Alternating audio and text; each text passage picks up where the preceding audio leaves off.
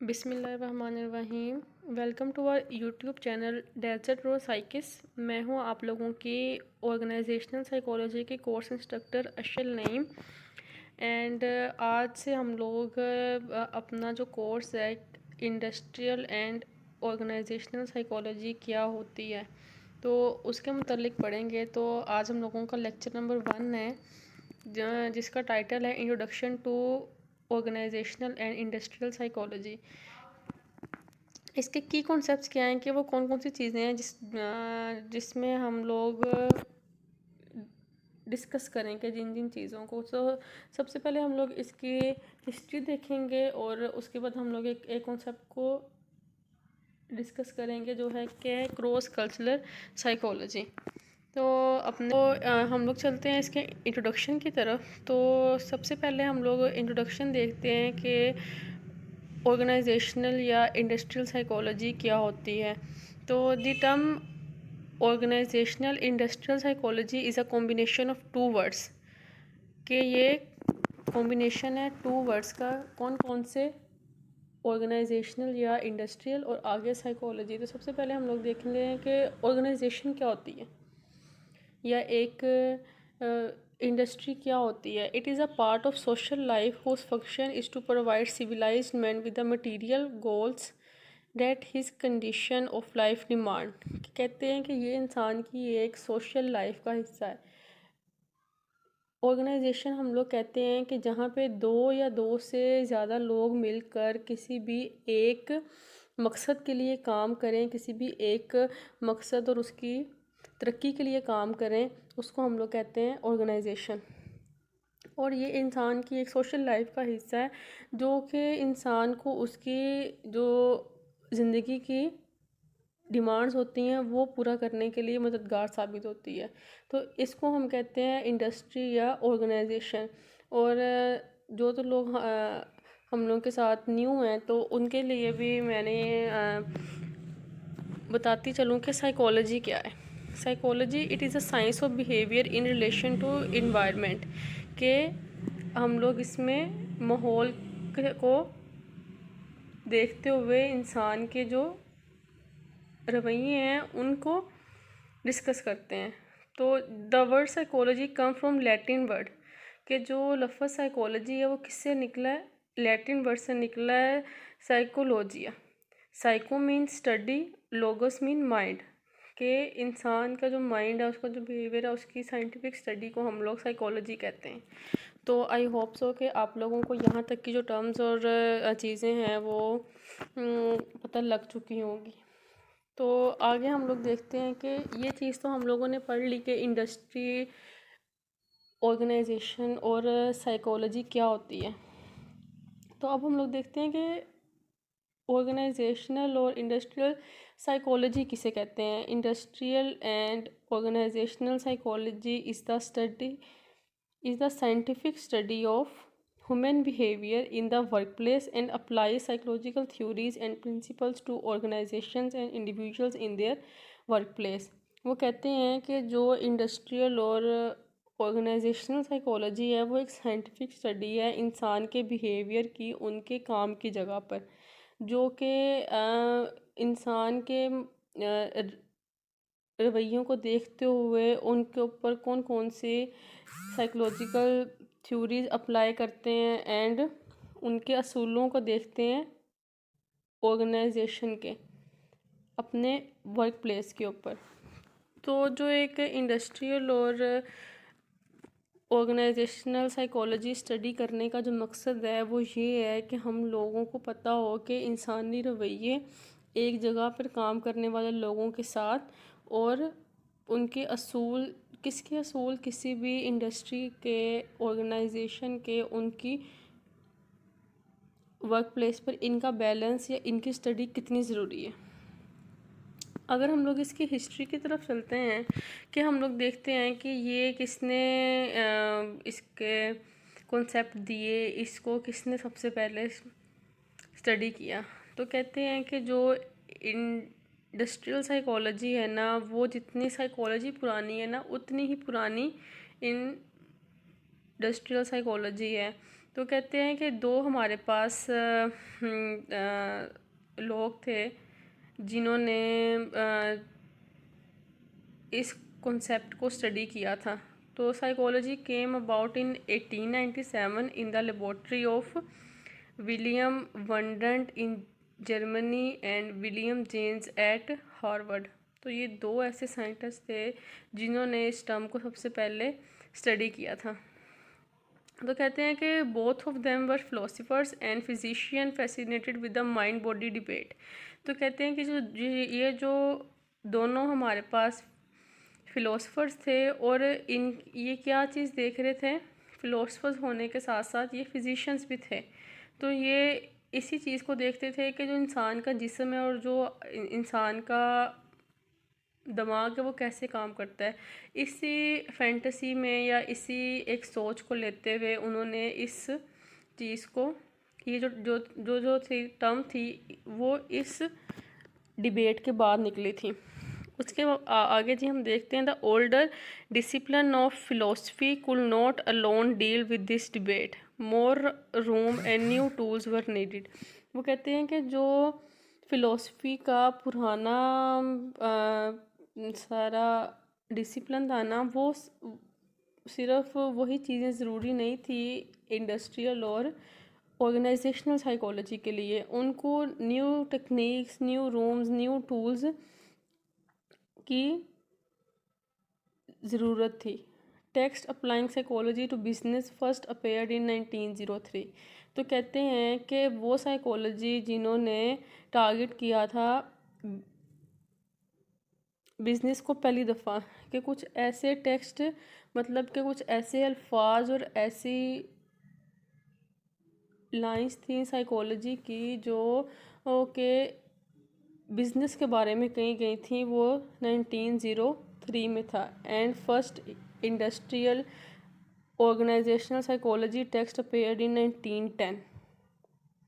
कि जो साइकोलॉजी के मुतल्लिक था वो कब हुआ, 1903 में सबसे पहले, और उसके बाद इंडस्ट्रियल और ऑर्गेनाइजेशन में इसका कॉन्सेप्ट कब दिया गया, 1910 में।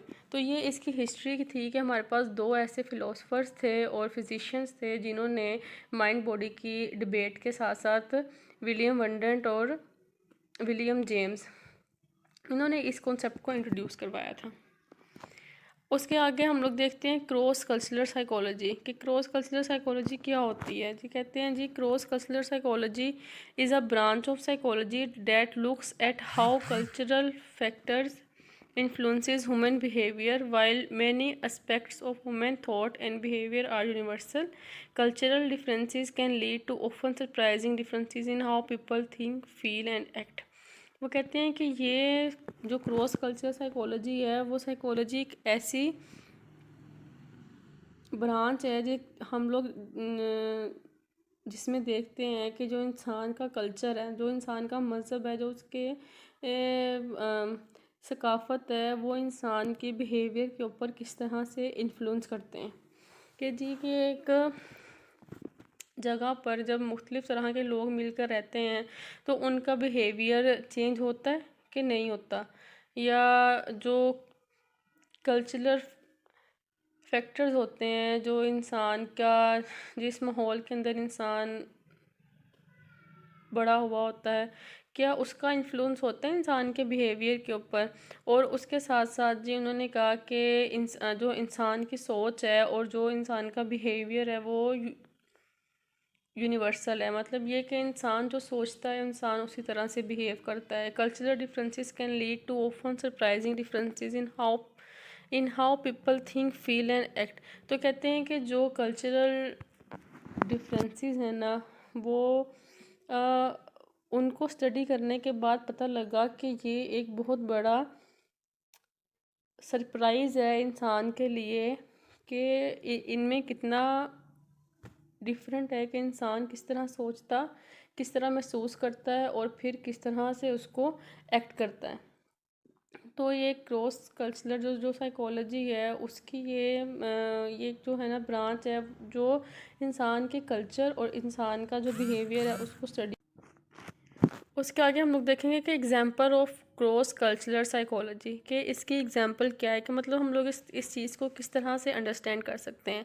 तो वो कहते हैं कि one example is a study of culture differences in communication style. कि अगर हम लोग एक एग्जांपल ले लें कि हम लोग स्टडी करना चाह रहे हैं कल्चरल डिफरेंस को किसी भी कम्युनिकेशन स्टाइल में, कि अगर ज़्यादा लोग मिल के रह रहे हैं और उनका कम्युनिकेशन स्टाइल डिफरेंट है, तो उसमें किस तरह से कल्चर उनके ऊपर इन्फ्लुएंस करेगा।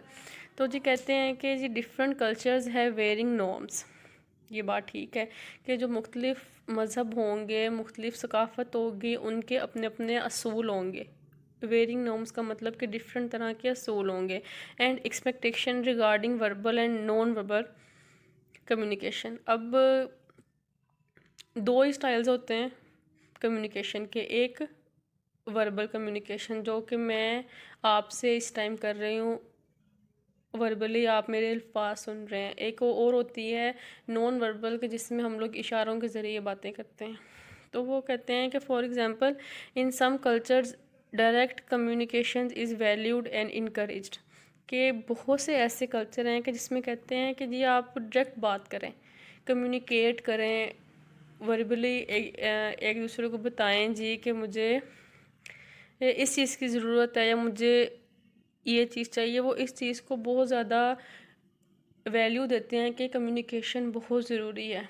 और ये बात भी बिल्कुल ठीक है कि एक जगह पर रहते हुए जब आपने एक इंडस्ट्री और आपने एक ऑर्गेनाइजेशन के अंदर भी काम करना है तो उसमें कम्युनिकेशन बहुत ज़्यादा मैटर करती है। आप लोग खुद से ये अज्यूम नहीं कर सकते कि जो है नेक्स्ट पर्सन है वो हमारी बात खुद ही से पता चल जाए, जज कर ले। ऐसे बात नहीं होनी चाहिए। कम्युनिकेशन जो है वो हर रिश्ते में, बेशक वो माँ बाप का रिश्ता है, बहन भाइयों का रिश्ता है, मियाँ बीवी का रिश्ता है, आपका भाई दोस्तों के साथ रिश्ता है, आपका लोगों के साथ प्रोफेशनल रिश्ता है, तो उसमें जो कम्युनिकेशन है उसका उसमें गैप नहीं होना चाहिए बिल्कुल। इससे क्या होता है कि आपके जो ताल्लुकात हैं वो ख़राब होना शुरू हो जाते हैं। तो इसलिए आप लोगों को मैं यहाँ पर बता रही हूँ कि कम्युनिकेशन बहुत ज़्यादा ज़रूरी है। बताएं, एक दूसरे को बताएं। आजकल के जो लोग हैं उनमें ख़ास तौर पर शादियाँ क्यों नहीं सक्सेसफुल, क्यों? क्योंकि लोगों में कम्युनिकेशन गैप बहुत ज़्यादा है। मियाँ बीवी आपस में कम्युनिकेट नहीं करते, वो एक दूसरे से बात नहीं करते। हालांकि एक जो रिलेशनशिप है उसमें ऐसा नहीं होना चाहिए। अगर आपको कोई चीज़ बुरी लगी आप उसको बताओ कि ये चीज़ मुझे अच्छी नहीं लगी, और अगर आपको कोई चीज़ अच्छी लगी है तो उसको बताओ कि ये चीज़ मुझे बहुत अच्छी लगी है और मुझे खुशी मिली है इससे। इससे क्या होता है कि ऐसी छोटी छोटी जो होती हैं बातें उनसे आपका रिश्ता ज़्यादा मजबूत होता है। जी, तो अपने टॉपिक की तरफ आते हैं। While in others indirect communication is preferred. के बहुत सारे ऐसे कल्चर हैं कि जिसमें जो डायरेक्ट कम्युनिकेशन है वो कहते हैं जी बहुत अच्छी बात है, और जो इनडायरेक्ट कम्युनिकेशन है उसको ज़्यादा वो प्रेफर करते हैं, वैल्यू नहीं देते। These culture differences can lead to misunderstanding and misinterpretations between individuals from different culture background। तो इससे क्या होता है कि जो कल्चरल डिफरेंसेस होते हैं और कम्युनिकेशन गैप होती है उससे क्या होता है कि मिसलीडिंग हो जाती है, मिसअंडरस्टैंडिंग हो जाती है, मिस इंटरप्रिटेशन होती है। एक इंसान ने बात किस तरह से कही होती है लेकिन आप उसको इंटरप्रेट किसी और तरह से कर लेते हो, समझ उसको किसी और तरीके से लेते हो।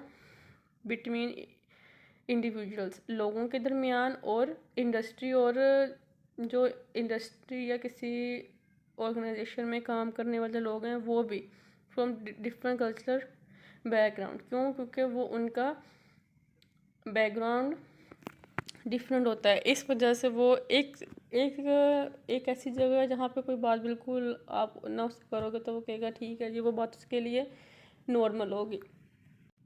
और अगर वही बात आप किसी और शख्स से करोगे तो वो हो सकता है कि वो बात उसके लिए नॉर्मल ना हो। क्यों?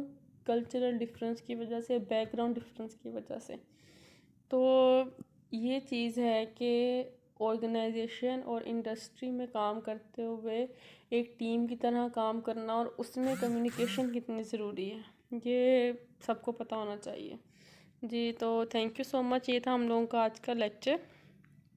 इसमें आपको कोई भी टर्म, कोई भी चीज़ समझ ना आई हो तो सेकंड स्लाइड में मेरी ईमेल मेंशन है, आप लोग मुझे ईमेल कर सकते हैं। आप लोगों के सवालों के जवाब हम देंगे। और वीडियो पसंद आए तो ज़रूर लाइक कीजिएगा। Thank you so much.